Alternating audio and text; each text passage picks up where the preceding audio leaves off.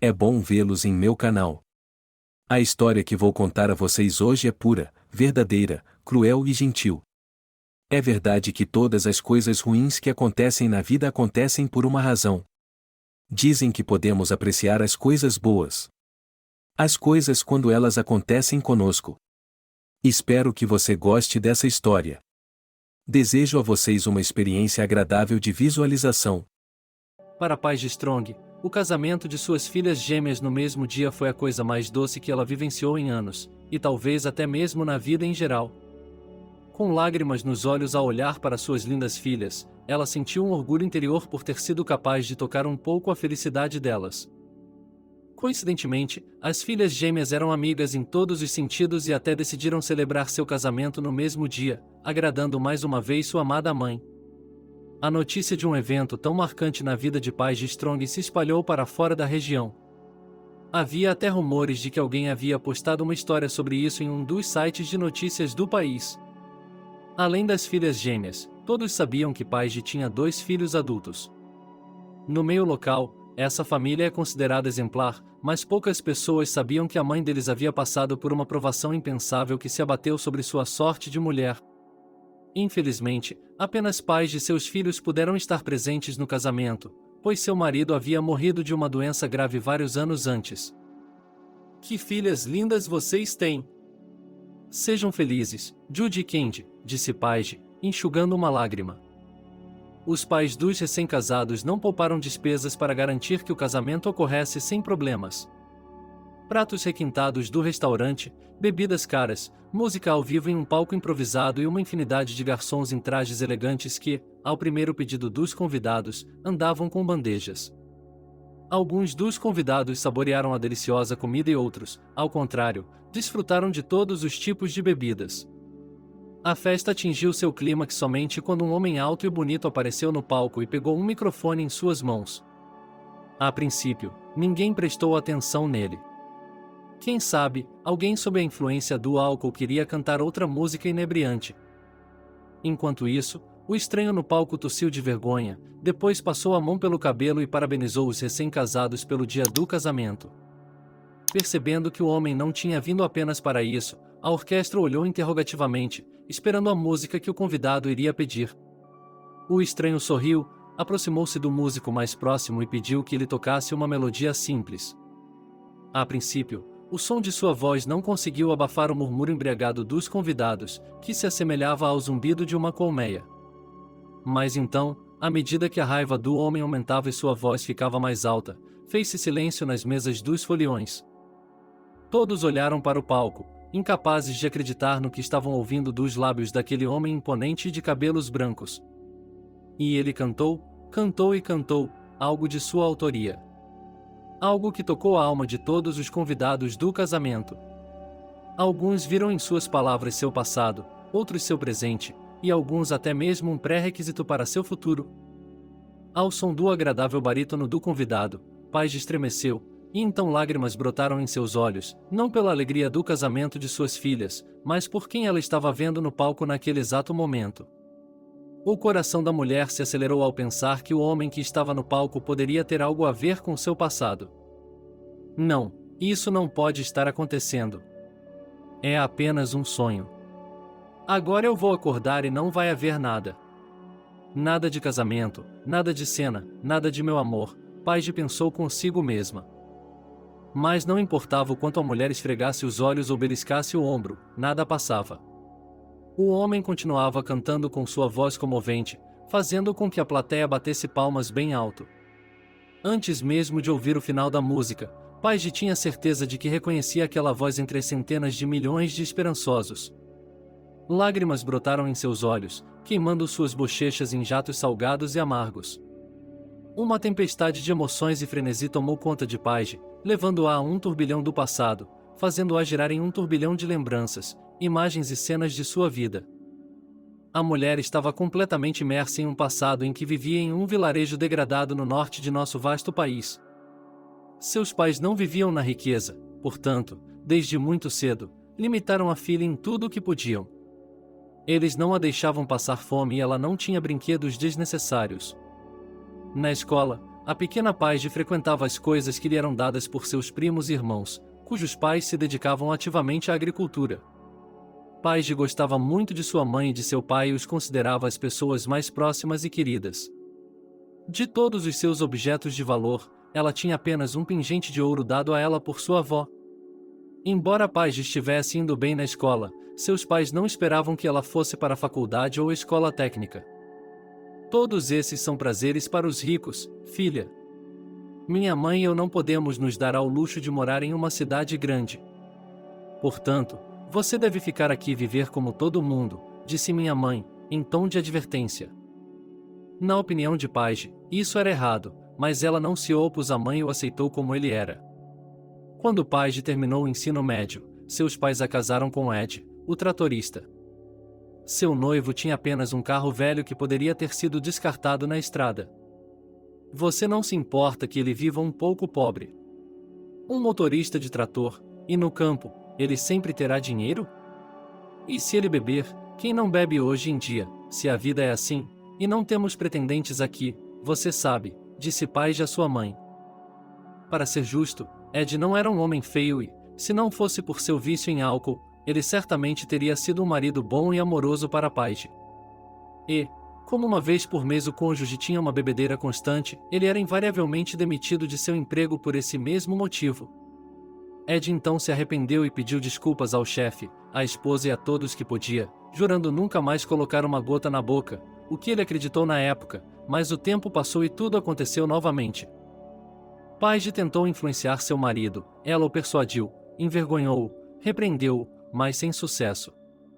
Ela até o levou a Gwyneth, uma conhecida curandeira da região, que, em sua opinião, conseguia fazer com que qualquer pessoa que lhe pedisse para fazer isso deixasse de beber. Mas a principal dificuldade era que Ed não queria parar de beber, então todos os esforços da velha herborista foram em vão. Provavelmente, se Paige não tivesse engravidado naquela época, seu casamento com Ed, que estava prestes a explodir, teria terminado em divórcio. Portanto, ela teve de aceitar a realidade como ela era e acreditar que ter um filho faria com que seu marido reconsiderasse sua atitude em relação à vida. Durante toda a gravidez, Paige não se sentiu bem. Toxicose e tontura foram seus companheiros constantes nos 6 ou 7 meses seguintes. Durante esse período, ela só viu Ed sóbrio 2 ou 3 vezes. Depois de dar à luz seu filho, Matthew, Paige dedicou toda a sua energia para garantir que ele tivesse tudo o que precisava. Por um tempo, seu marido até parou de beber e conseguiu um emprego regular. Mas assim que ele bebia, todo o seu dinheiro suado era investido em álcool. Como era de se esperar, seus pais não apoiaram a tentativa de Paige de se divorciar de Ed. Filha, não é assim que acontece no país. É assim que é aqui. Você sabe disso. Você escolhe um marido e vive com ele para o resto de sua vida. Nas cidades, os ricos passam a vida se casando, mas não encontram a felicidade. Aqui é diferente, minha mãe costumava dizer. Paige suportou bravamente a pobreza e a embriaguez do marido por 7 longos anos até perceber que não poderia continuar vivendo assim. Para começar, a mulher queria mudar de ares e melhorar a situação financeira de sua família. Só havia uma maneira de fazer isso, ir para a cidade para ganhar dinheiro. Ed era contra isso e, em seu estado atordoado, entrou em uma briga terrível, quebrando pratos e batendo portas. Com lágrimas nos olhos, arrancando seu amado filho Matthew, a mulher o deixou com os pais dele. Ela percebeu que o marido amargurado e bêbado não seria capaz de cuidar adequadamente do filho e, em vez de uma mamadeira de leite, invariavelmente gastaria o dinheiro em bebida. Apesar dos protestos do marido, Paige manteve-se firme em sua decisão de ir embora e começar uma nova vida. Ao mesmo tempo, ela só pensava em ganhar dinheiro e se tornar independente de Ed. Não é preciso dizer que Paige teve dificuldades para conseguir o dinheiro para a passagem. Seus pais relutaram com a decisão dela, mas depois aceitaram a decisão da filha e até lhe deram algum dinheiro. Assim, uma mulher de uma cidade do interior teve que deixar os limites de sua comunidade pela primeira vez na vida. Paige decidiu ir para a própria capital, que na época ela considerava o centro do universo. Como a viagem de trem durou várias horas, era de se esperar que ela caísse no sono. Foi no vagão, pois a mulher simplesmente não tinha dinheiro para um compartimento. Paige só acordou quando o alto-falante anunciou a chegada à capital. Semicerrando os olhos, a mulher se levantou do banco e olhou ao redor. Foi então que Paige soube que sua bolsa e todo o seu dinheiro haviam sido levados. Os ladrões não tocaram em seu passaporte nem no pingente que estava em seu bolso interno, provavelmente não o viram em sua pressa. Com lágrimas nos olhos, Paige saiu da carruagem e procurou por alguém que pudesse ajudá-la com seu problema. Mas quando Paige explicou brevemente a situação a um policial que passava, ele simplesmente levantou as mãos e disse que os ladrões provavelmente já tinham ido embora há muito tempo e, portanto, não havia como recuperar o dinheiro. Como isso é possível? Eu já vi isso na TV. Que agora? Você pode praticamente ver tudo nas câmeras de segurança ou algo assim, começou Paige, envergonhada. Em resposta, o policial apenas balançou a cabeça com indiferença. O que vou fazer agora? Não tenho dinheiro nem para ir para casa, implorou Paige, estendendo a mão para o policial. Naquele momento, a cidade que parecia tão hospitaleira e digna de um conto de fadas a recebeu cruelmente, como se ela fosse a filha de seu padrasto. Enxugando suas lágrimas amargas, Paige subiu na plataforma e, sentada em um banco, chorou amargamente. Os transeuntes passavam e a olhavam como se ela fosse uma leprosa, tentando não chegar a menos de 1 metro dela. Provavelmente, naquele momento, eles pensaram que poderiam pegar o vírus da infelicidade que irradiava da garota provinciana encolhida. Paige, por sua vez, estava amargurada porque a vida a tratou de forma tão injusta, tirando-lhe a única chance que tinha. O desespero tomou conta de Paige, fazendo seu coração doer ainda mais. Naquele momento, a mulher estava disposta a fazer qualquer coisa para recuperar seu dinheiro. De repente, alguém bateu gentilmente no ombro de Paige. Ei, por que está chorando? Aconteceu alguma coisa? Alguém perguntou em um barítono agradável. A mulher se virou com esperança e viu à sua frente um jovem rapaz, vestindo uma jaqueta surrada, jeans esfarrapados e os mesmos tênis, que estava extremamente cansado. Paige olhou para o estranho com incredulidade, depois respondeu com cautela. Isso aconteceu, como você pode ver. Mas o que isso lhe interessa? O sem-teto ficou visivelmente constrangido. Eu realmente não me importo, mas as lágrimas de uma mulher são como uma faca em meu coração. Não se preocupe, não sou ladrão e nunca roubei nada de ninguém em minha vida, respondeu o sem-teto, ainda mais envergonhado. Estou vendo agora que você não tem. Se tivesse, não estaria parecendo um vagabundo agora, disse Paige com raiva, depois parou por medo de ofender um homem que não conhecia. Me desculpe. Eu fiquei chateado. Meu dinheiro foi roubado. No trem. Eu vim de muito longe para cá. Não posso voltar para casa. Você sabe o que quero dizer. E não há dinheiro, disse Paige. O vagabundo suspirou com simpatia e depois disse. Estou vendo. Você tem um pingente? Você poderia vendê-lo. Não tanto quanto eu gostaria, é claro, mas tenho as pessoas certas. Isso lhe dará dinheiro pela primeira vez, e depois veremos. Paige olhou para seu interlocutor com incredulidade. Não tenha medo. Eu não vou trapacear. Não há nada de sagrado em mim. O andarilho se apressou em assegurá-lo. Logo, Paige se apressou em seguir seu salvador, que a conduziu por cantos e recantos que teriam confundido qualquer pessoa.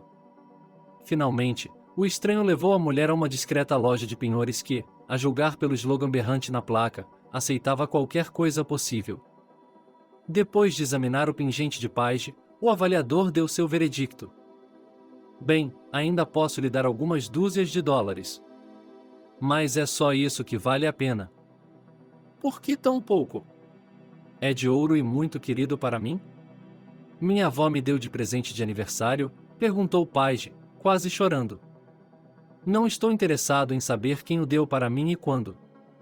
Se o preço não o convencer, procure outro lugar. Como saberei de quem é o pingente?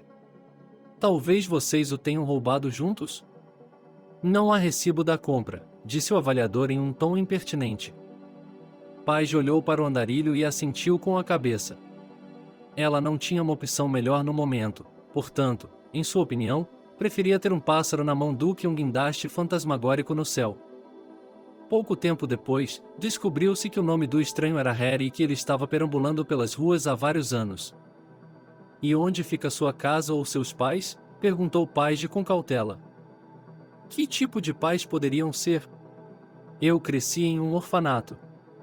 Você sabe o que quero dizer.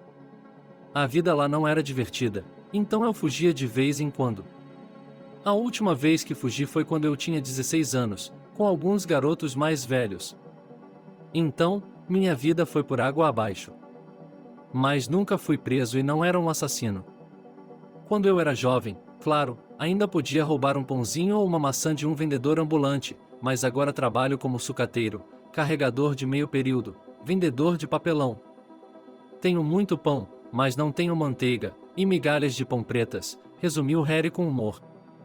Naquele momento, Paige sentiu uma pontada de consciência.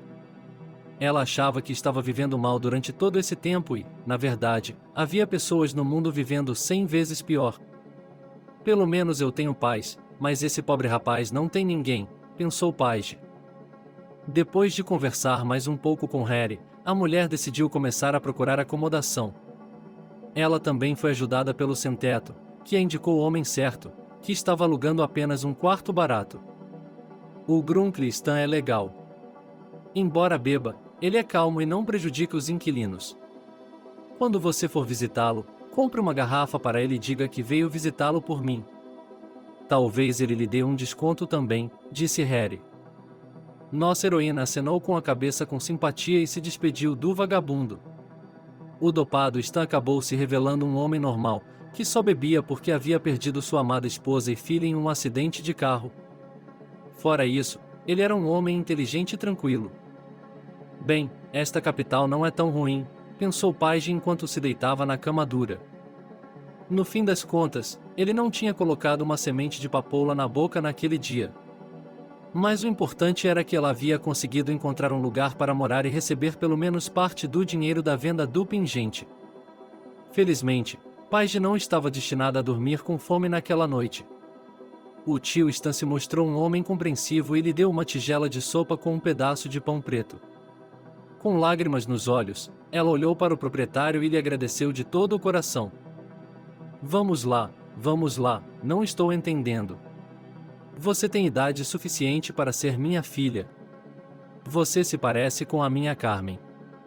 Meu coração está doendo, disse o velho e foi para seu quarto. Na manhã seguinte, Paige acordou ao amanhecer. Agora ela tinha que fazer o que fosse preciso para encontrar o emprego para o qual tinha vindo à capital. Infelizmente, encontrar um emprego adequado para uma garota da província não era tão fácil quanto Paige pensava. A ingênua provinciana teve de ir a uma dúzia de lugares antes que a sorte sorrisse para a visitante da capital na forma de uma mulher de 50 anos, elegantemente vestida, que ela encontrou na porta de uma agência de recrutamento. Oh, desculpe-me por ser tão desastrada, disse Paige, desculpando-se. Não, nada, disse o estranho, depois olhou para Paige com atenção. Você deve estar procurando emprego, querida, perguntou a mulher com cautela. Sim, como você adivinhou? Perguntou Paige, surpresa. Posso ver isso em seus olhos. Desculpe-me por ser franco, mas não o aconselho a ir a essa agência. Eles vão enganá-lo. Vamos fazer o seguinte. Você vem trabalhar para mim. Meu marido e eu precisamos de uma empregada doméstica. Vejo que você é uma jovem inteligente. Acho que você vai pegar o jeito. E, se quiser, eu lhe darei um lugar para morar. Por enquanto, você pode ficar na casa de hóspedes, respondeu a mulher. Lágrimas brilharam nos olhos de Paige. É claro que eu concordo. Aqui, estou pronto para começar agora mesmo. Isso é ótimo. Meu nome é Ashley Morrison. Por favor, me ame, acrescentou a mulher com um sorriso. Paige se apresentou e, em seguida, o rosto da mulher se iluminou e um sorriso doce surgiu em seus lábios. Que nome fantástico você tem, realmente inspirador, acrescentou Ashley Morrison. Em seguida, ela deu um tapinha encorajador no ombro de Paige e, manobrando habilmente em meio à multidão de transeuntes, assumiu a liderança. Ashley Morrison era proprietária de uma rede de salões de beleza e de várias lojas de perfumes, o que lhe proporcionava uma renda estável. Seu marido, Andrew Winston, também tinha um negócio, o que mantinha a renda familiar constantemente alta e dava aos empresários a oportunidade de ter empregados em casa. O mais interessante é que Ashley Morrison não tratava Paige como uma empregada. É por isso que a conversa delas parecia mais uma conversa entre duas amigas do que um diálogo de trabalho. Paige contou à sua parceira sobre a cidade em que cresceu, seus pais, e, é claro, os motivos que a levaram à capital. Ei, você deveria ter se divorciado. Você deveria ter pegado o bebê e vindo para cá com ele, disse Ashley Morrison com um suspiro triste. Ao chegar, a mulher apresentou Paige as suas funções e mostrou-lhe a casa. A governanta era muito compreensiva com ela e nunca foi má com ela. Juntas, elas preparavam refeições deliciosas que, invariavelmente, agradavam a dona da casa. Um mês passou voando. Durante esse tempo, Paige tinha pelo menos se acostumado com a capital e não era mais a garota assustada da província que tremia a cada sussurro e temia a cada sombra. Ela sentia muita falta do filho Matthew, ligava para a mãe dele quase todos os dias, perguntava como ele estava, o que estava fazendo, se estava saudável e, quando recebia o salário, mandava a maior parte para casa. Um dia, enquanto corria para o trabalho, a mulher encontrou Harry, o sem-teto que havia ajudado no primeiro dia de sua chegada à capital. Olá, como você está? O estambobo não o machuca? Perguntou Harry. Não, está tudo bem. Ele é um bom homem. Acho que ele até bebe menos agora que estou aqui. Ele diz que me pareço com a filha dele, disse Paige. Depois de conversar mais um pouco com Harry, ela saiu correndo para o trabalho. No dia seguinte, Paige encontrou novamente o conhecido sem-teto na porta da frente do prédio. Era óbvio que o cara estava esperando por ela de propósito, embora ela não quisesse demonstrar isso. Ao ver que ele estava escondendo algo pelas costas, Paige sorriu. Aqui está uma para você, disse Harry, corajosamente, e estendeu uma pequena rosa. Provavelmente havia sido arrancada do canteiro de flores da cidade, mas isso não importava para Paige no momento. Naquele momento, nossa heroína suspirou profundamente, tentando acalmar a emoção em seu coração. Ela havia recebido flores pela primeira vez em sua vida, Ed nunca havia lhe dado nenhuma, nem mesmo margaridas do campo. Muito obrigada, respondeu Paige, corada. Naquele dia, ela literalmente flutuou sobre asas porque se sentiu como uma mulher. As flores não foram dadas a ela por um príncipe em um cavalo branco, mas por um vagabundo comum. Após o incidente com a rosa, Harry começou a se encontrar com Paige depois do trabalho, mantendo-se cautelosamente longe da casa do homem rico. Ele provavelmente tinha medo de ser confundido com um ladrão, de ser perseguido ou até mesmo de a polícia ser chamada. Ele tinha um passaporte, é claro, mas você poderia conseguir algo ilegal de qualquer vagabundo se quisesse. Um dia, Ashley Morrison informou a Paige que eles estavam esperando a visita de parentes influentes para o aniversário de 50 anos do marido dela. Não se preocupe, minha querida. Vai estar lotado, mas vamos dar um jeito, Ashley Morrison tranquilizou a governanta. Não estou preocupada. Em nosso vilarejo, costumávamos ter casamentos que levavam quase uma semana para serem preparados, diz Paige. Ashley Morrison sorriu e começou a trabalhar. Naquele dia, Paige ficou no trabalho até quase 11 horas, para grande desgosto de Harry, que estava encharcado, esperando que ela voltasse sob uma chuva torrencial. Jesus, Harry, por que você esperou por mim? Paige julgou o garoto. O rosto do homem imediatamente se encheu de vergonha. Como eu sabia que você chegaria tarde hoje? Fiquei imaginando se aqueles ricos já teriam feito de você um escravo, ele tentou brincar. No dia seguinte, a casa de Ashley Morrison estava cheia de convidados, incluindo um parente distante. John Smith estava na casa dos 60 anos, mas parecia ainda mais velho. Como Paige soube por sua senhoria, o homem havia perdido um filho 6 meses antes. Quantos anos ela tinha? Perguntou Paige com cautela. 27 apenas. Peter, seu falecido bebê, respondeu Ashley Morrison. Naquele dia, enquanto servia os clientes, Paige estava sobrecarregada, carregando bandejas de um canto da mesa para o outro. Em um determinado momento, ela até se sentiu como uma funcionária de restaurante em um evento importante. Tudo estava indo bem até o momento em que John Smith não se lembrou de seu filho. Naquele momento, os olhos do homem ficaram visivelmente úmidos. Não o incomode agora. Ele praticamente o criou sozinho. A esposa dele morreu no parto, Ashley Morrison sussurrou no ouvido da governanta. Oh, que horrível! Como ele conseguiu fazer tudo isso? Sussurrou Paige, olhando para o homem de cabelos brancos com respeito. Em sua tristeza, John Smith chegou a tirar uma foto de seu falecido filho do bolso do paletó e a mostrou a todos os presentes. Muitos deles conheciam seu filho Peter pessoalmente, outros o estavam vendo pela primeira vez. Nancy, embora não se considerasse curiosa, decidiu dar uma olhada no filho do falecido empresário. Aproximando-se cautelosamente dele por trás, ela deu uma olhada mais de perto na fotografia sobre a mesa. De repente, o rosto do jovem que estava ao lado de um carro novo parecia vagamente familiar. A mesma protuberância no nariz, o cabelo encaracolado, a cor dos olhos. É o Harry, exclamou Paige. Naquele momento, todos os presentes olharam para a governanta de Ashley Morrison com julgamento. Minha jovem, você está definitivamente confusa com alguma coisa. Esse é o meu filho Peter, comentou John Smith, e estava prestes a colocar a foto no bolso. Não estou confuso. Eu o vi, veja, ele mora na estação. Um homem sem teto, disse Paige calmamente. A essa altura, ninguém acreditava nela.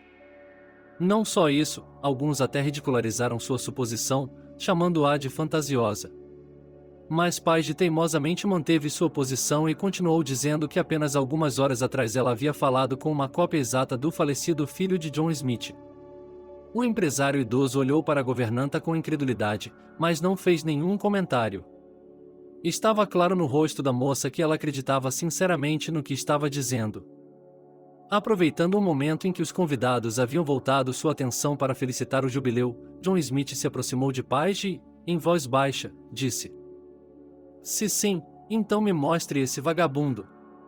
Eu, é claro, entendo que as pessoas podem ser muito parecidas, mas fiquei curioso e quero ver pessoalmente. Paige assentiu e pediu que ela esperasse até depois da festa. Ela sabia que ninguém a deixaria ir antes, porque depois do evento haveria uma montanha de pratos que não só teriam de ser retirados da mesa, mas também lavados. John Smith esperou pacientemente pelo retorno de Paige e a convidou para entrar em seu carro. Não, você não precisa.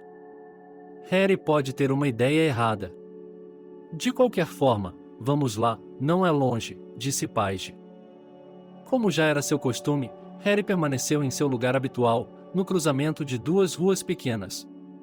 Ao ver Paige na companhia de um homem que não conhecia, o sem-teto ficou visivelmente tenso, mas quando os dois se aproximaram, o inacreditável aconteceu. Não pode ser, sussurrou John Smith e apertou o coração. O que há de errado com você? Está doente? Sussurrou Paige, tentando apoiar o corpo enfraquecido do empresário. Felizmente, Harry chegou a tempo e, apesar do terno caro de John Smith, jogou água de uma poça próxima. Por fim, a água fez efeito e o empresário recuperou a consciência. Ele ofegou, como um peixe encalhado, e disse apenas uma coisa: filho, você é meu filho. Sim, que tipo de filho eu sou, cara? Você está confuso, murmurou Harry, ajudando o homem a voltar a si. Mas John Smith continuou dizendo a mesma coisa, confirmando a validade das palavras de Paige, que definitivamente viu uma semelhança entre Harry e o falecido filho do empresário. Depois de persuadir os jovens a irem à sua mansão, John Smith lhes mostrou uma foto de seu Peter. Somente agora Harry percebeu que ele era uma réplica exata do filho do falecido milionário. Espere, como pode ser isso? Eu cresci em um orfanato e nunca vi meus pais, exclamou Harry. John Smith encolheu os ombros ao olhar para o filho recém-descoberto. Certamente não era seu Peter, mas era uma réplica exata dele, com a mesma voz aveludada, a mesma aparência e um carisma incrível. Acontece que a esposa de John Smith, Valerie Smith, estava esperando em casa com seu filho adotivo, Jason. Como Paige percebeu imediatamente, essa mulher havia se tornado a esposa de John Smith após a morte de sua primeira esposa. Quando viu o homem com seu marido entrar, ela ficou mortalmente pálida, até mesmo seus lábios ficaram brancos. Ela mal ouviu a mulher falar. Peter, você está vivo? John Smith levantou o cônjuge quase inconsciente e começou a explicar confusamente. Claro que ele está vivo. Meu filho. Jason ficou em silêncio, olhou para o irmão ressuscitado e não conseguia acreditar em seus olhos. A mulher se recuperou um pouco e, apoiando-se no braço do filho, que estava tão chocado quanto a mãe, dirigiu-se ao seu quarto. Gesticulando para que Jason a deixasse em paz, ela se recostou em sua cadeira. Então foi tudo em vão? Mas quem é ele? O filho. Que filho? Não pode ser. É um duplo. Acontece, não. Valerie Smith serviu-se de um copo cheio de conhaque e bebeu sem sentir o gosto da bebida escaldante. Após a morte de sua esposa, John Smith ficou com um filho recém-nascido em seus braços. Ele tinha dinheiro suficiente para contratar uma babá para cuidar do bebê 24 horas por dia e, sempre que podia, passava o tempo com o filho, a quem amava de todo o coração.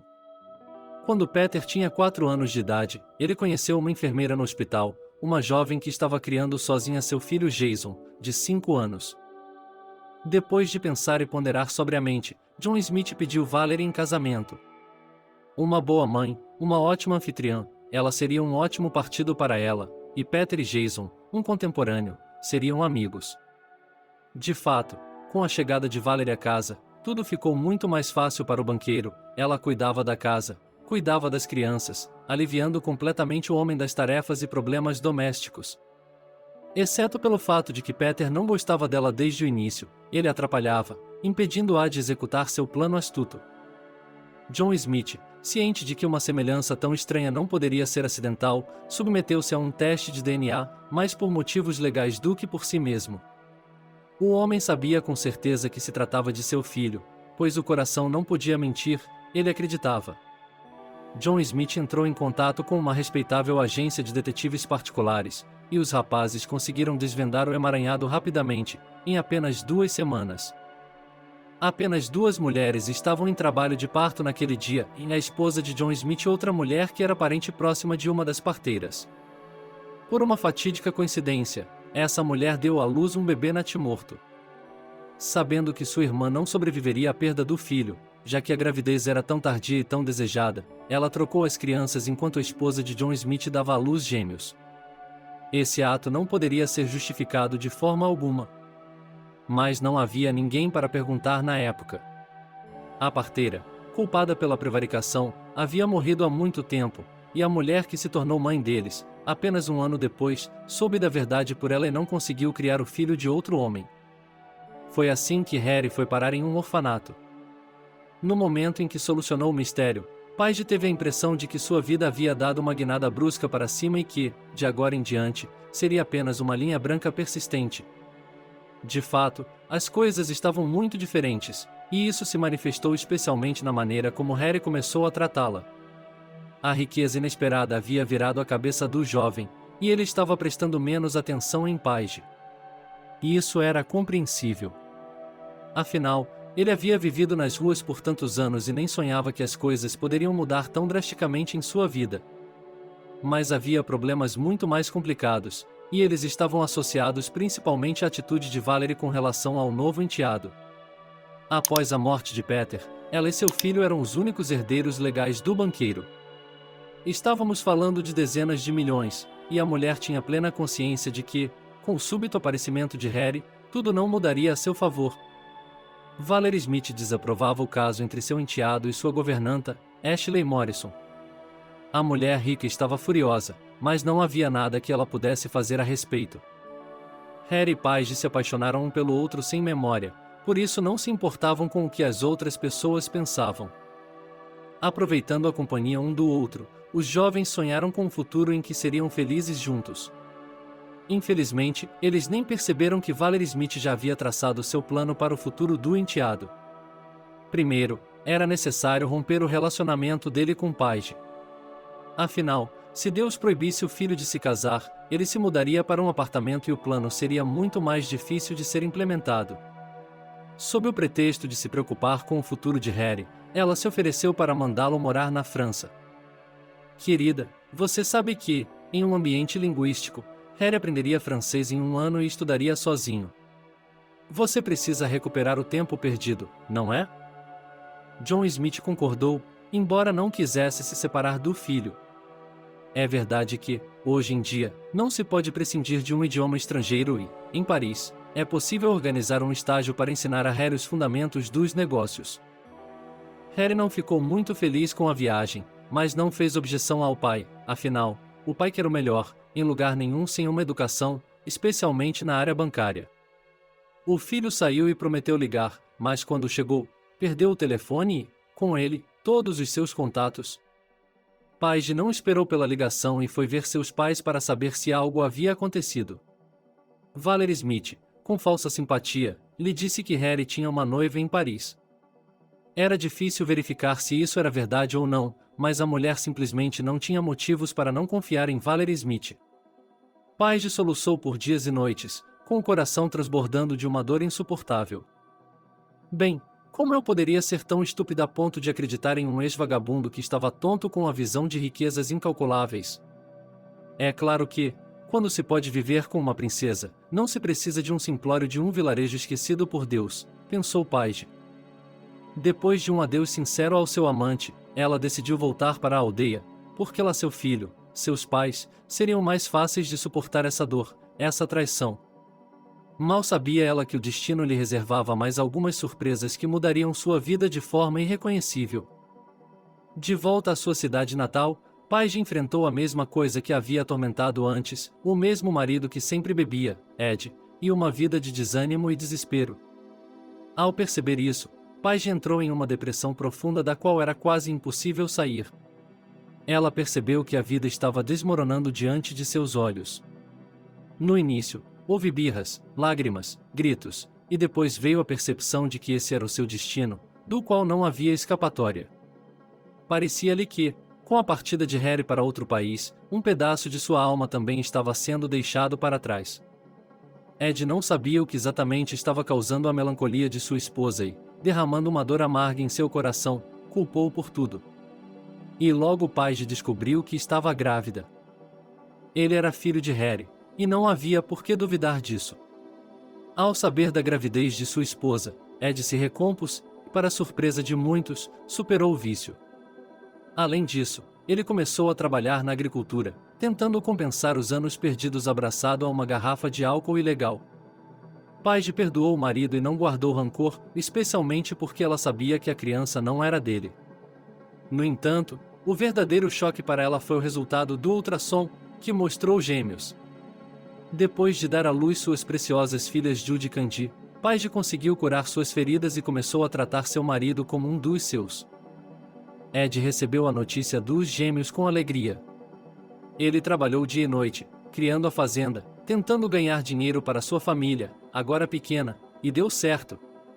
O pai de muitos filhos tinha mãos de ouro, consertava equipamentos há muito negligenciados na fazenda coletiva e alugava um celeiro em ruínas. Logo, a fama da fazenda se espalhou para muito além da região. Contratos lucrativos para o fornecimento de produtos agrícolas vinham de todos os cantos do país. Para a mulher, parecia que essa era a felicidade com a qual ela havia sonhado durante todos esses anos. Uma família forte e unida, seus 3 filhos favoritos e o marido ao seu lado. Mas, mais uma vez, o destino tomou um rumo estranho, e Paige teve uma surpresa inesperada. O tempo estava ruim e chuvoso, nossa heroína estava a caminho da fazenda e, de repente, no caminho, ela notou um menino de cerca de 5 anos de idade, não mais. Ele era magro, usava um moletom esfarrapado e botas esfarrapadas, com o cabelo emaranhado e sujo. O coração de Paige ficou cheio de pena e ela o pegou e correu de volta para casa, o garotinho pesando quase nada, como um pardal leve. Depois de comer e se aquecer, o bebê adormeceu na mesa e Paige o levou para a cama. No início, eles acharam que a criança era um mendigo qualquer, mas depois descobriram que ele era da cidade vizinha, que sua mãe tinha bebido e que seu pai tinha morrido em algum lugar na guarita. À noite, no conselho de família, eles decidiram que Chris seria adotado, brincou Ed. Essa é uma boa sugestão. As mãos de um homem são sempre úteis para trabalhar. Assim, a família tinha outro filho que, embora não fosse seu, estava cercado de amor e carinho. Infelizmente, a felicidade da família durou pouco, pois descobriu-se que Ed estava sofrendo de sinais de uma doença formidável cujo próprio nome causou arrepios na espinha de muitos. Aparentemente, ele mesmo já havia sofrido com a doença antes? Ele simplesmente não tinha tempo para cuidar de sua própria saúde por causa de sua embriaguez desenfreada. Sabendo que estava com uma doença terminal, Ed continuou a administrar a fazenda. Paige o ajudou a fazer isso. Ela não apenas levou Ed a todos os tipos de charlatães e cientistas famosos, mas também lhe conseguiu os medicamentos raros que acabaram prolongando sua vida. Embora não por muito tempo, mas ainda assim. Infelizmente, apesar das caras sessões de quimioterapia e dos métodos inovadores de tratamento, Ed morreu 2 anos depois de saber que estava condenado. Deus, por que eu tive que passar por tudo isso? Eu tinha acabado de começar a viver uma vida normal, e agora estou sozinha de novo, pensou Paige, chorando. No fundo, ela não amava Ed e só vivia com ele por causa das crianças. O homem provavelmente entendia, mas não queria tocar no assunto incômodo, que só surgiu porque ele bebeu muito durante a maior parte de sua vida. O mais interessante era que, durante todo esse tempo, Harry não havia mencionado o assunto nenhuma vez. Mas, por outro lado, por que deveria, quando tinha uma namorada em Paris e um futuro feliz e claro? Vários anos se passaram. Ainda com medo de se comprometer com qualquer homem, Paige se dedicou a criar seus filhos, Matthew, Chris, Judy e Candy, que eram o centro de sua vida. Quanto mais velhas as filhas ficavam, mais parecidas com o pai elas se tornavam. Paige suspirou, olhando para elas, quando a dor passaria. Quantos anos haviam se passado e o amor ainda estava vivo, uma chama fraca, mas ainda acesa. Quando as crianças cresceram e chegou a hora do casamento das irmãs, a mãe amorosa fez tudo o que podia para garantir que um evento tão feliz ficasse gravado em seus corações para sempre. E agora, enquanto não conseguia parar de chorar no casamento de suas filhas, Paige de repente percebeu que viu ninguém menos que Harry no palco. De onde ele vem? Como? Por quê? Pensou a mulher e, é claro, não encontrou resposta para suas palavras. Muito tempo se passou e, em seu coração, ela guardava a imagem do jovem vagabundo que a havia ajudado na estação. Agora, à sua frente, estava um homem imponente, que ela não conseguia imaginar como um vagabundo? Provavelmente era outro homem, parecido com Harry na figura e na voz, mas não mais do que isso. Ao se aproximar de Paige, Harry a abraçou, como havia feito por tantos anos. Meu Deus, não consigo acreditar em meus olhos, Harry, é você? Diga-me que é verdade, perguntou Paige com lágrimas nos olhos. O homem sorriu e disse apenas uma palavra em sim. Mais tarde, Valerie Smith, ansiosa para destruir o relacionamento deles, mentiu deliberadamente para Paige que seu filho havia encontrado uma namorada em Paris. Na verdade, durante todo esse tempo, Harry não tinha esposa, pois estava convencido de que sua amada Paige havia morrido em um acidente. Como ele morreu? Que acidente? Eu só voltei para minha aldeia e isso é tudo, a mulher tentou se justificar. Mas o próprio Harry já havia percebido que, nesse caso, não havia falta de Valerie, que havia enfiado seus tentáculos aqui também, onde, em princípio, ela não tinha o direito de enfiá-los. De fato, a mulher foi motivada pelo lucro. Mas, infelizmente, isso só aconteceu 5 anos mais tarde, depois que John Smith foi embora. Foi então que Valerie Smith e seu filho Jason se animaram.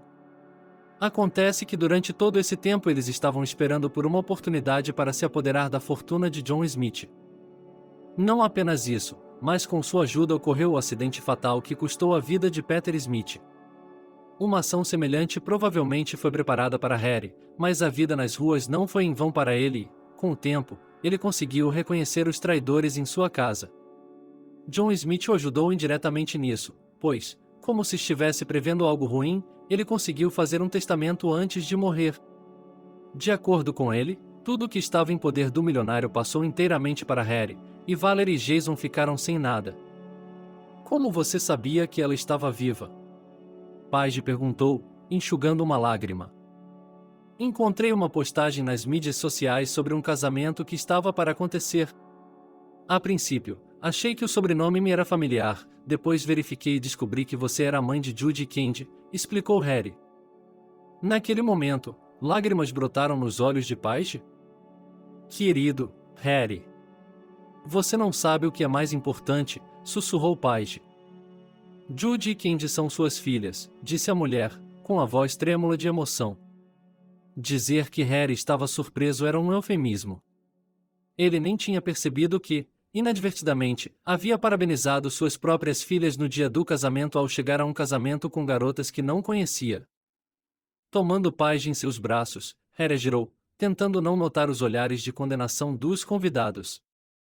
Talvez essa seja a verdadeira felicidade, aquela que ela teve que sofrer e carregar em seu coração por muitos e muitos anos. Obrigado por assistir o vídeo até o final. Inscreva-se no canal, avale como. Adeus.